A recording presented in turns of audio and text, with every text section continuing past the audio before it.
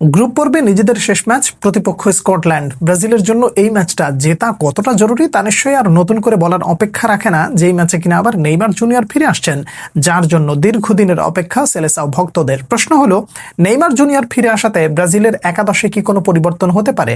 Formation কেমন হতে পারে? কখন নামবেন নেইমার? কার্লো আনচেলত্তি নেইমারকে নিয়ে কেমন পরিকল্পনায় মাঠে নামতে পারেন? এই সব বিষয় নিয়ে তো আপনার এই মুহূর্তে নানান প্রশ্ন। চলুন কথা না বাড়িয়ে উত্তরগুলো খুঁজে দেখা যাক। প্রথমেই একটা বিষয় একটু ক্লিয়ার করে নেই, স্কটল্যান্ডকে কি খুব বেশি শক্তিশালী মনে হচ্ছে আপনার কাছে? কিছুটা ভয় পাচ্ছেন যে কি হয় না হয়? এমনটা যদি আপনি ভেবে থাকেন তাহলে আপনার আত্মবিশ্বাসটাকে একটু বাড়িয়ে দেওয়ার জন্য ছোট্ট একটা ইনফরমেশন দিই। আপনি কি বলতে পারেন যে স্কটল্যান্ড সর্বশেষ এই বিশ্বকাপের আগে কবে বিশ্বকাপের আসরে জিতেছিল? মানে 2026 বিশ্বকাপের আগে তারা সর্বশেষ কবে জিতেছিল বিশ্বকাপের আসরে? যদি না জানেন তাহলে আমি বলে দিচ্ছি। 1990 সালের বিশ্বকাপে গ্রুপ সিতে তারা সুইডেনের বিপক্ষে জিতেছিল। ঠিক তারপরে 2026 সালে এসে জিতলো। মজার ব্যাপারটা কি জানেন? 1990 সালে গ্রুপ সিতে ছিল স্কটল্যান্ড, 2026-এ এসেও আপনার ব্রাজিলের গ্রুপ সিতে তারা অবস্থান করছে। সেই যে 2090 থেকে 2026, এই যে মাঝখানে দীর্ঘদিনের থাকা না থাকা উপস্থিতি সবকিছু মিলিয়ে আপনি স্কটল্যান্ডকে খুব বেশি শক্তিশালী ভাবলেও আপনার মনের মধ্যে এতটুকু আত্মবিশ্বাস এই মুহূর্তে ফিরে এসেছে যে ব্রাজিল তাদের বিপক্ষে জিততে পারে। তবে মনে রাখতে হবে, জিতলে তো আসলে শুধুমাত্র মুখের কথায় জেতা যায় না, মাঠের ফুটবলটা সুন্দর মতন খেলতে হয়। মাঠের ফুটবলটা যদি ঠিকঠাক মতন খেলতে হয় তাহলে ব্রাজিলকে অবশ্যই এই ম্যাচটায় একটু সচেতন ফুটবল খেলতে হবে। কেন বললাম এই কথাটা? আপনি শক্তিমত্তার দিক থেকে তাদের কাছ থেকে, অর্থাৎ প্রতিপক্ষ স্কটল্যান্ড একটু স্পিডি ফুটবল খেলবে এবং তাদের যে আসলে শক্তিমত্তার জায়গা সেটা হলো মিডফিল্ড। তারা সাধারণত 4-4-2 এই ফরমেশনে যায়। আর স্বাভাবিকভাবে আপনারা নিশ্চয়ই জেনে থাকবেন, 4-4-2 ফরমেশনটা যখন আসে তখন তারা অন দ্য বলে যখন অ্যাটাকিং মুডে থাকে তখন দুই পাশের দুই রাইট মিড, এক পাশে রাইট মিড আর এক পাশে হচ্ছে লেফট মিড, এই দুজন একেবারে উইঙ্গার হয়ে যায় এবং একই সাথে দুজন মিডফিল্ডার মাঝখানের দিকে উঠে যায়। সেখানে কিন্তু আবার একজন গুরুত্বপূর্ণ সদস্য আছে, ম্যাকটোমেনে। তিনি কিন্তু যথেষ্ট পরিমাণ দূরপাল্লার শটে পারদর্শী এবং এর আগে যে দুটো ম্যাচ তিনি খেলেছেন সেই জায়গায় খুব ভালো অবদান রাখতে পেরেছেন। ব্রাজিলকে যদি স্কটল্যান্ডের বিপক্ষে জিততে হয় তাদের এই দুই উইংকে সামলানোর জন্য অবশ্যই দুই পাশের দুই ফুলব্যাককে খুব বেশি সতর্ক থাকতে হবে এবং আপনারা যারা মিডফিল্ডের যেই খেলাটা আপনারা স্বাভাবিকভাবে এর আগের ম্যাচে ব্রাজিলকে দেখেছেন, ঠিক সেই দায়িত্বশীল মিডফিল্ডদেরকেই আসলে এই মুহূর্তে মাঠে খুব বেশি জরুরি হয়ে পড়বে। সেখানে লুকাস পাকেতাকে বলেন, আবার ক্যাসিমিরোকে বলেন এবং ব্রুনো গিমারাইসকে বলেন, এই প্রত্যেককে একটা অন্যরকম দায়িত্বশীল বা ভূমিকা পালন করতে হবে।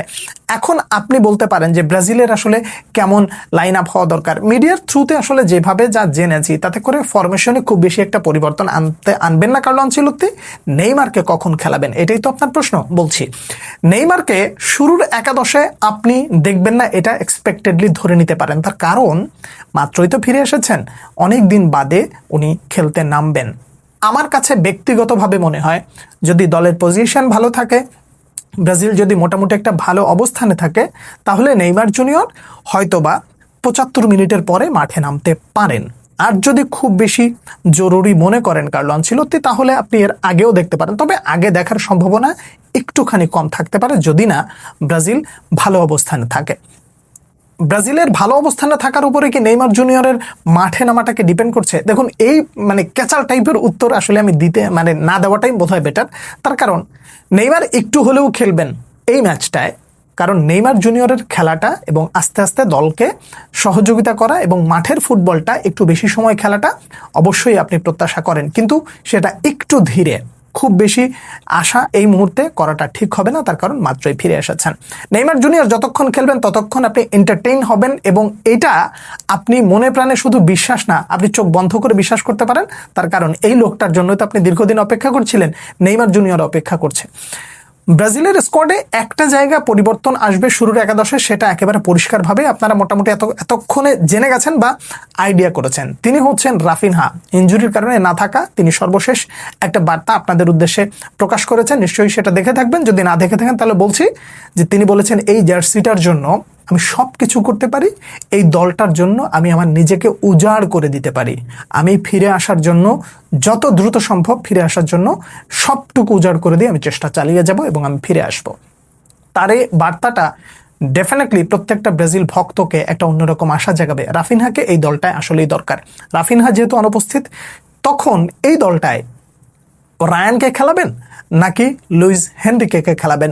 আমার দিক থেকে যদি আপনি আমাকে পছন্দ করতে বলেন তাহলে আমি এনরিকেকেই বেছে নেব। তার কারণ যে অফেন্সিভলি তার কাছ থেকে আপনি যে জিনিসটা আশা করেন, খুব কুইক কাউন্টারে না গিয়েও স্লো ফুটবল খেলে মোটামুটি প্রতিপক্ষের মানে ডিবক্সের আশপাশ দিয়ে তিনি যেভাবে বলটাকে হোল্ড করেন এবং বলটা ছেড়ে দেন, কখনো কখনো ক্রস করেন, কখনো কখনো বুঝে ওঠার আগেই গোলে হিট করে নেন, এটা আসলে খুব জরুরি ব্রাজিলের জন্য।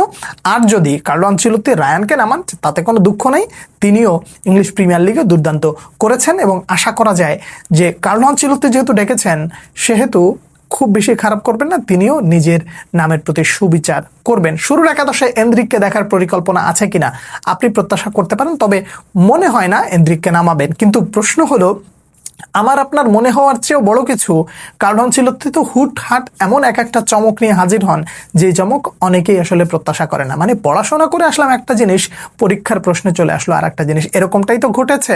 এখন দেখা যাক কার্লো আনচেলত্তি কি করেন। স্কটল্যান্ডের বিপক্ষে ব্রাজিলকে জিততে হবে একটু বেশি ব্যবধানে। তার কারণটা নিশ্চয়ই আপনারা জানেন যে এই ম্যাচটা অনেকটা ডিপেন্ড করতেছে ব্রাজিলের জন্য গ্রুপ চ্যাম্পিয়ন হইতে হলে তারা আসলে কিভাবে শেষ করে সেটার উপরে।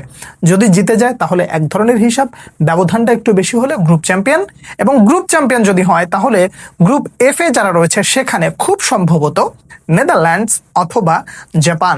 যদি জাপান ওই গ্রুপ এফ থেকে গ্রুপ রানার আপ হয় তাহলে তাদের বিপক্ষে খেলা, আর যদি নেদারল্যান্ডস গ্রুপ রানার আপ হয় তাহলে অবশ্যই ব্রাজিলের সাথে নেদারল্যান্ডসের খেলা হতে পারে রাউন্ড অফ 32-তে। মনে রাখতে হবে যে কার্লো আনচেলত্তির উপরে যদি আপনি বিশ্বাস করেন তাহলে এই দলটা বা আনচেলত্তি আপনাকে অন্ততপক্ষে নিরাশ করবে না, এটা আপনি ধরতে পারেন। কিন্তু দিন শেষে ফুটবল তো 90 মিনিট আপনাকে জিততে হলে 90 মিনিটই আপনাকে খেলতে হবে, এবং ওই 90 মিনিট আপনার জীবনের শেষ 90 মিনিট এভাবে আসলে নামতে হয়।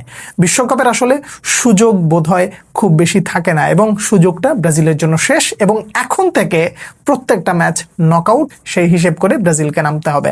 স্কটল্যান্ডের শক্তিমত্তার জায়গায় যে ক্রসিং, সেট পিস এবং আউটসাইড মানে বক্সের আউটসাইড মানে বক্সের বাইরে থেকে যে শটগুলো তারা নেয়, এই জায়গাগুলো যদি ঠিকঠাক মতন ব্লক করা না যায় তাহলে সেটাও ব্রাজিলের জন্য কষ্টসাধ্য হয়ে যেতে পারে।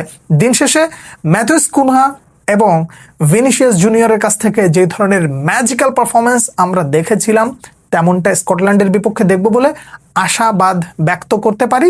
দিন শেষে সত্যিকার অর্থে আসল ফুটবলটাই জিতে যাক, নেইমারের ফিরে আসাটা একেবারে রাজকীয় হোক, নেইমার জুনিয়র খেলুক, গোল করুক আর না করুক, লোকটা ভালো থাকুক, দলের জন্য নিজেকে উজাড় করে দেওয়ার জন্য যেহেতু ফিরে এসেছেন, আশা করা যায় প্রিন্স কাউকে নিরাশ করবেন না। ব্রাজিলের এই ম্যাচটা নিয়ে আপনাদের প্রত্যাশা, আপনারা কে কি মনে করছেন, যাবতীয় সবকিছু নিয়ে যদি আপনি কিছু জানাতে চান জানাবেন, যদি কোনো প্রশ্ন থাকে সে প্রশ্নটাও করবেন, আমি চেষ্টা করবো উত্তর দেওয়ার। পরবর্তী ভিডিওতে আবারও দেখা হচ্ছে, সে পর্যন্ত অনেক অনেক ভালো থাকবেন। আল্লাহ হাফেজ।